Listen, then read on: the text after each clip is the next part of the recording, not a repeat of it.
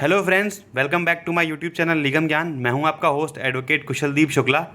Friends, जब हम बात करते हैं एक सक्सेसफुल एडवोकेट बनने के बारे में, तो सबसे कॉमन क्वेरी एक एस्पायरिंग लॉ स्टूडेंट या एस्पायरिंग एडवोकेट की ये रहती है कि ऐसी क्या क्वालिटीज़ होती हैं एक एडवोकेट के अंदर जो उसे एक बेटर एडवोकेट, एक सक्सेसफुल एडवोकेट बनाती हैं। मतलब ऐसी क्या बातें होनी चाहिए एक एडवोकेट के अंदर जो उसको एक सक्सेसफुल लॉयर बना सकें, एक सक्सेसफुल एडवोकेट बना सकें। तो फ्रेंड्स, ये जो कुछ कॉमन क्वेरीज हैं, ये एक बहुत कॉमन टॉपिक भी है। और अगर आप इसको एक एकेडमिक पॉइंट ऑफ व्यू से देखो तो एलएलबी के 5th या 4th सेमेस्टर में प्रोफेशनल एथिक्स नाम का जो सब्जेक्ट है उसमें बड़ा ही इंपॉर्टेंट टॉपिक है और बहुत ही ज़्यादा पूछा जाने वाला एग्ज़ाम्स में भी, और जनरली भी आपको पता होना चाहिए, जिसका नाम है 7 लैम्प्स ऑफ एडवोकेसी। तो 7 लैम्प्स ऑफ एडवोकेसी का मतलब यही हुआ बेसिकली कि ऐसी 7 क्वालिटीज़ जो एक एडवोकेट के अंदर होनी ही चाहिए, जो उसे एक अच्छा एडवोकेट, एक बेटर एडवोकेट और एक सक्सेसफुल एडवोकेट बनाता है। तो फ्रेंड्स, लेट बिल्कुल नहीं करते हैं और इन सातों जो लैम्प्स ऑफ एडवोकेसी हैं उनको अच्छे से समझते हैं। चलिए शुरू करते हैं।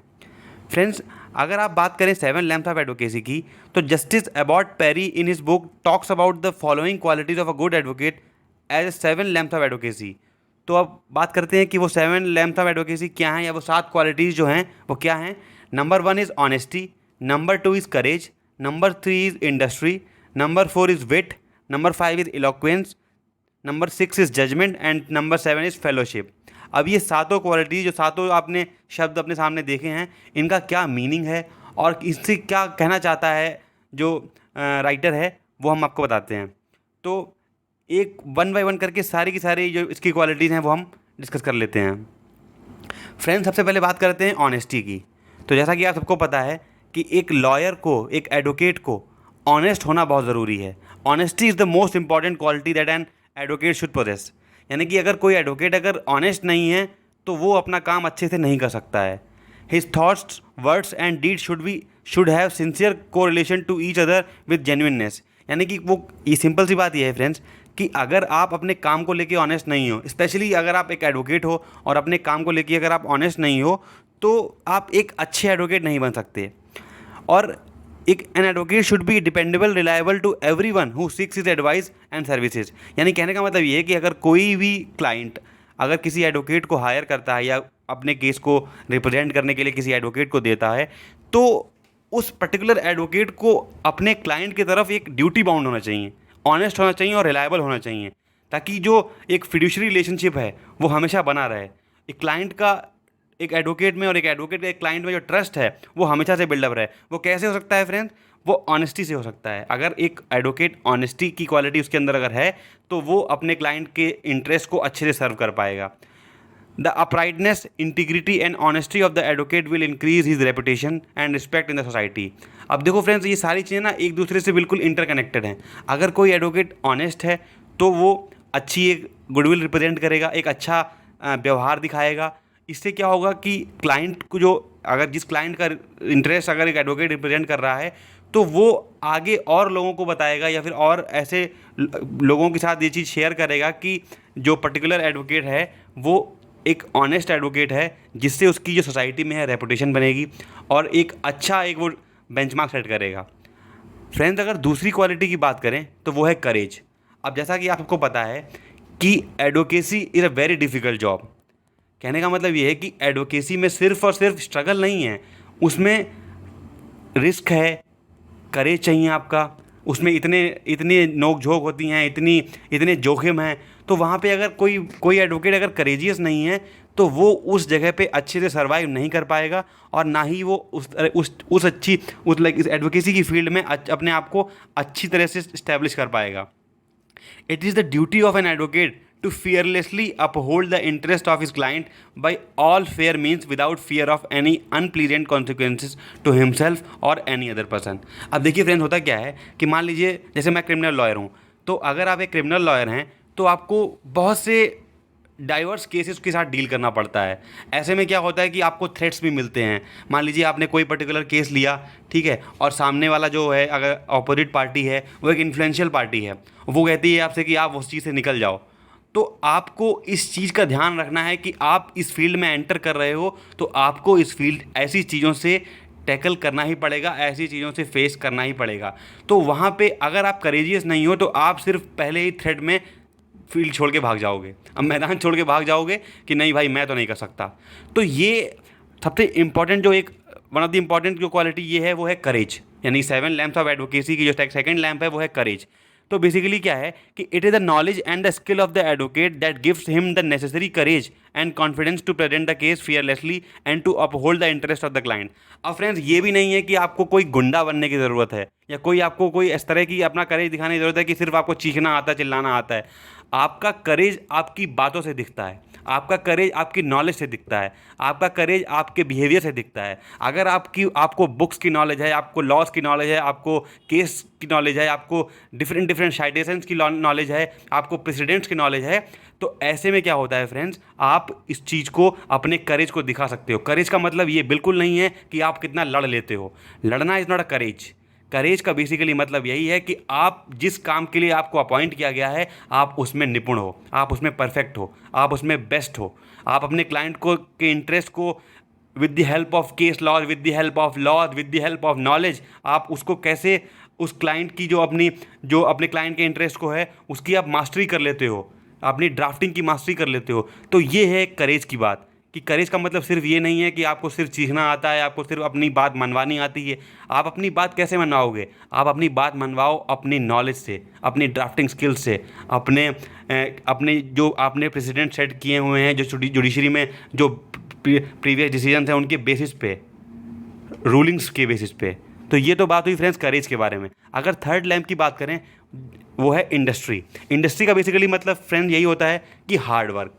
अब जैसा कि देखो फ्रेंड्स, हार्ड वर्क की अगर आप बात करो तो जिस दिन से आपकी एडवोकेसी शुरू होती है, जिस दिन से आप लिटिगेशन की फील्ड में आते हो, जिस दिन से आप रजिस्ट्रेशन कराते हो, आपकी हार्ड वर्क यानी आपकी इंडस्ट्रियल जो फील्ड है, आपकी हार्ड वर्क है वो शुरू हो जाता है। वो कैसे फ्रेंड्स, आपने देखा होगा कि ये मतलब ये कहने में तो अच्छा नहीं लगता है, बट ये रियलिटी भी है कि हमारी फील्ड में इनिशियल टाइम पे पैसा नहीं है। एडवोकेसी कह लो या लिटिगेशन कह लो, उसमें इनिशियल फेज़ में पैसा नहीं मिलता है। आपको खुद को भी सर्वाइव करना है, आपको अपना जो क्या नाम अपना हाउस का रेंट है, अपने फ्लैट का रेंट है, अपने कम्यूट का रेंट है, अपने आने के जाने का, गाड़ी का, पेट्रोल का, सब चीज़ का खर्चा खुद ही बियर करना पड़ता है। यहाँ तक कि कई बार ऐसा भी होता है कि आपको अपनी फैमिली का सपोर्ट लेने होता है। अक्सर क्या होता है फ्रेंड्स, और जो आपके चाहे सिबलिंग्स हों या फिर कोई अदर प्रोफेशन में कोई इंसान हो, तो वो जिस दिन से जॉब ज्वाइन करता है उसके पास पैसा आने लगता है। बट एडवोकेसी सिर्फ पैसे पे के लिए नहीं है। एडवोकेसी में सिर्फ ऐसा नहीं है कि सिर्फ पैसा ही आना शुरू हो जाए। एडवोकेसी एक ऐसी चीज़ है जिसका इनिशियल फेज भले ही रफ हो, मगर इसका फ्यूचर बहुत ही ब्राइट है। तो फ्रेंड्स, उस फ्यूचर को और ब्राइट बनाने के लिए जो इंपॉर्टेंट क्वालिटी है वो है हार्ड वर्क। हार्ड वर्क के बिना कुछ नहीं हो सकता, आपको हार्ड वर्क तो करना ही पड़ेगा। फ्रेंड्स, अगर आप देखें कि hard work is absolutely necessary for an advocate, his knowledge of law should be up to date. ऐसा नहीं कि आपको सुपरफिशियल नॉलेज है, आपकी नॉलेज टाइम टू टाइम, क्योंकि जैसे जानते हो कि लॉ इवॉल्व होता रहता है, तो वैसे वैसे आपकी नॉलेज भी इवॉल्व होती रहनी चाहिए। He shall never be ignorant of the current law in force. जैसा कि मैंने बोला कि ऐसा नहीं है कि आप जैसे सपोज करिए कि 497 जो है वो अनकॉन्स्टिट्यूशनल हो गया, बट आपको उसको यही समझ रहे हो कि 497 अभी तक कॉन्स्टिट्यूशनल है। तो आपको लॉज के साथ, आपको केस लॉज के साथ अमेंड भी अपने जो ब्रेन को भी आपको डेवलप करके रखना है, आपको अपने आप को भी अपडेटेड रखना है कि अगर कोई लॉ में मेजर चेंज हुआ है तो आप उससे अवेयर हो, आप उसको कहीं भी किसी के सामने बोल भी सकते हो और कोर्ट में भी आप उसको अच्छे से रिप्रेजेंट कर सकते हो। He shall get acquainted with the latest law by systematic study. If one ignores the law will also ignore him. Simple सी बात है, अगर आप एक एडवोकेट हो और अगर आप लॉ को ही साइडलाइन करने लग गए, आप जुगाड़बाजी में फंस गए, तो आप कभी भी फ्यूचर नहीं बना सकते हो इस फील्ड में। ये फील्ड आपको शुरुआत में लगेगी कि आपने यहाँ का पैसा वहाँ सेट कर दिया, इससे पैसे लेके उधर कर दिया। ये चीज़ें आपको ना लॉन्गर रन में काम नहीं करने वाली हैं। लॉन्गर रन में सिर्फ काम करने वाली जो चीज़ है वो है आपकी नॉलेज, आपका करेज, आपकी हार्ड वर्क, आपका स्मार्ट वर्क, आपका जो अवेयरनेस है, वही सब चीज़ काम आने वाली है। अगर जिसने लॉ को इग्नोर कर दिया, वो लॉ उसे इग्नोर कर देता है। ठीक है, that is why it is said that law is the jealous mistress. ऐसा कि आप समझ रहे होंगे, law is the jealous mistress. ठीक है, ये बड़ा इंपॉर्टेंट एक सेइंग है पुराने शब्दों में, तो इस चीज़ का आप ध्यान रखें। तो ये एक इंपॉर्टेंट जो आपकी 7 लैम्प्स में से थर्ड लैम्प जो थी वो है इंडस्ट्री।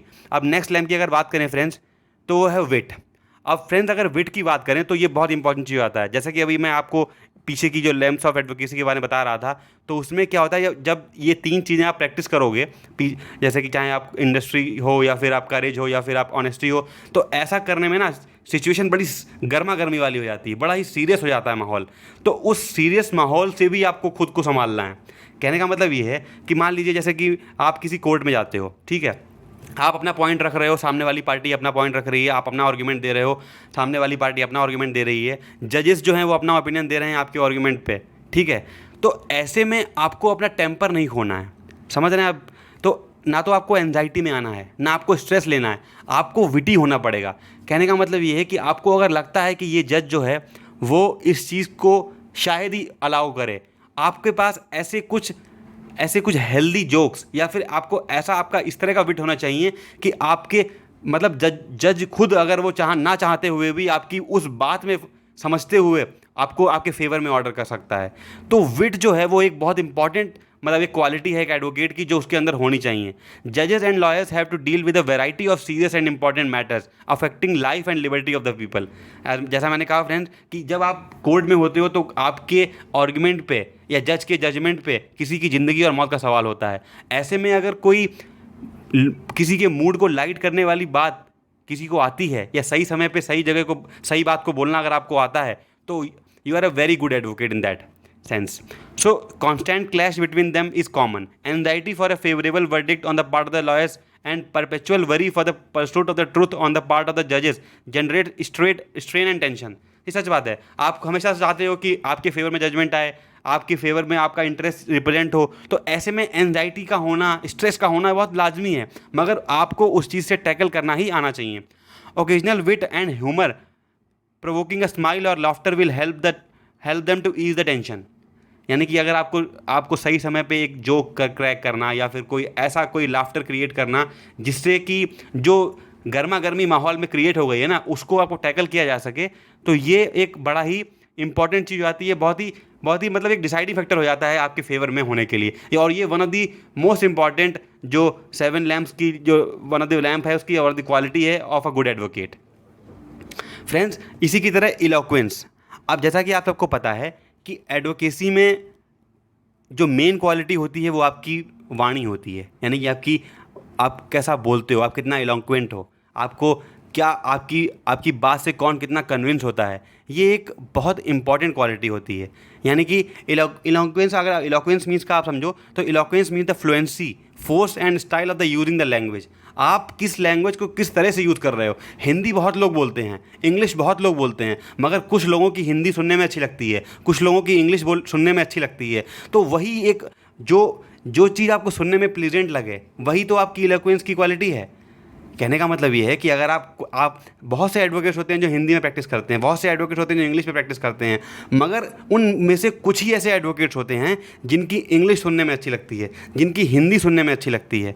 ठीक है friends, words are his keys of thoughts, strong vocabulary gives him assurance. अगर आपकी वोकेबुलरी अच्छी है तो आप और कन्विंसिंग बात बोलते हो और आपकी बात और कन्विंसिंग लगती है, चाहे जज को या फिर किसी सामने वाली पार्टी को ही क्यों ना। Friends, words must be employed with eloquence. The art of persuasive and impressive speaking will give the desired result in his favor. यानी कि आपको अगर ऐसी बातें बोलनी आती हैं या फिर आपका आर्गुमेंट करने का स्टाइल इस तरह का है कि वो अच्छों को परसुएट कर दे, तो ये जो चीज़ें हैं वो उसको एक अच्छा एडवोकेट बना देती हैं और कहीं ना कहीं काफ़ी सारी चीज़ें उसके फेवर में कर देती हैं।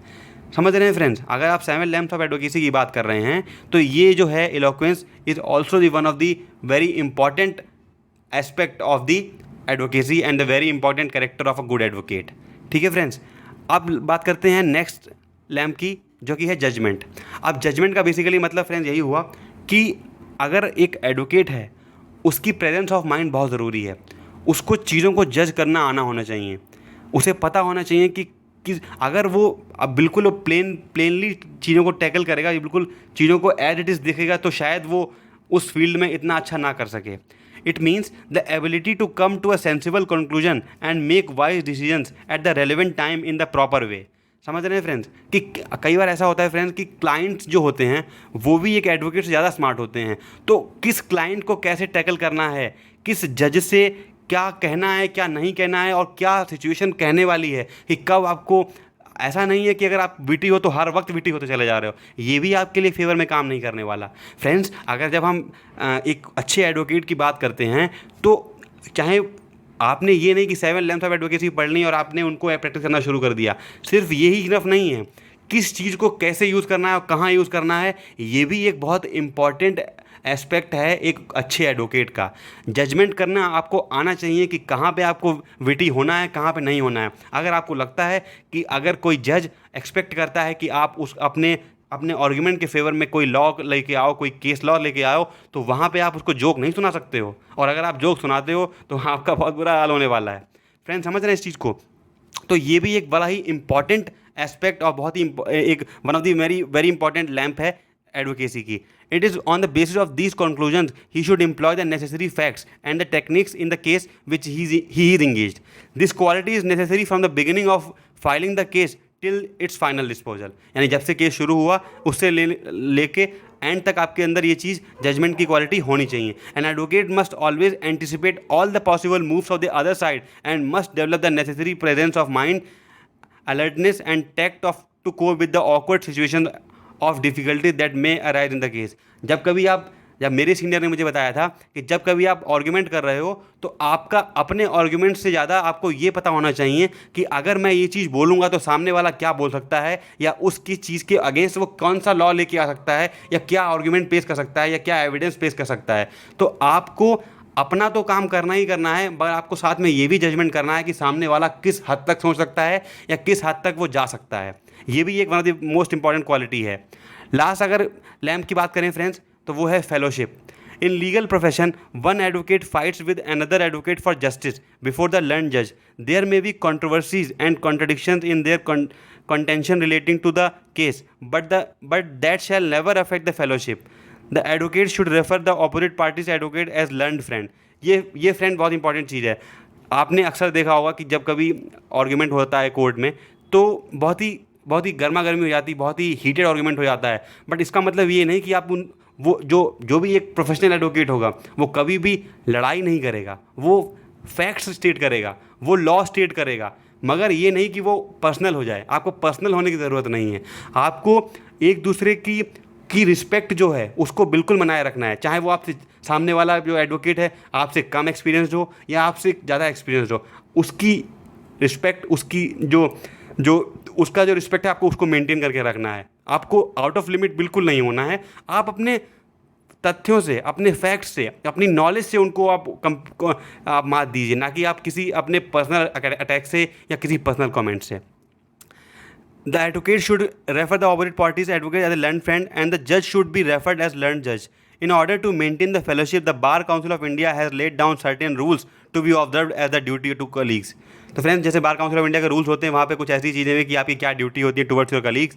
तो फ्रेंड्स, ये 7 लैम्प्स ऑफ एडवोकेसी बहुत ही इंपॉर्टेंट जो टॉपिक है प्रोफेशनल एथिक्स का। और वैसे भी अगर आप कभी लिटिगेशन में एंटर करने की कोशिश कर रहे हो या फिर आप एक एस्पायरिंग एडवोकेट हो, तो आपको ये वीडियो ज़रूर देखनी चाहिए। और इन 7 ये मूल मंत्र हैं एडवोकेसी के, ये आपको ज़रूर पता होने चाहिए। इनको आपको अपने साथ अपनी पर्सनैलिटी में एक तरह से इनहेरिट कर लेना चाहिए और उसको प्रैक्टिस करना चाहिए धीरे धीरे। ग्रेजुअली आप उस चीज़ को प्रैक्टिस अगर करते हो तो आप एक अच्छे एडवोकेट बनोगे। आई होप आपको ये वीडियो इन्फॉर्मेटिव लगी होगी, और अगर आपको ये वीडियो इन्फॉर्मेटिव लगी हो तो प्लीज़ अपना कमेंट बॉक्स में मेरे को कमेंट करके ज़रूर बताएं कि आपको मेरा एक्सप्लेनेशन कैसा लगा। और अगर आपको ये वीडियो इन्फॉर्मेटिव लगी हो तो please subscribe to my channel, और अपने फ्रेंड के साथ भी शेयर कीजिए, चाहे वो LLB के हों, चाहे वो LLM के हों, या फिर वो एक प्रैक्टिसिंग एडवोकेट हों, या फिर अब वो एस्पायरिंग एडवोकेट हों। तो आप इस चैनल को जरूर सब्सक्राइब कीजिए। Thank you so much. Have a nice day. Thanks, friend.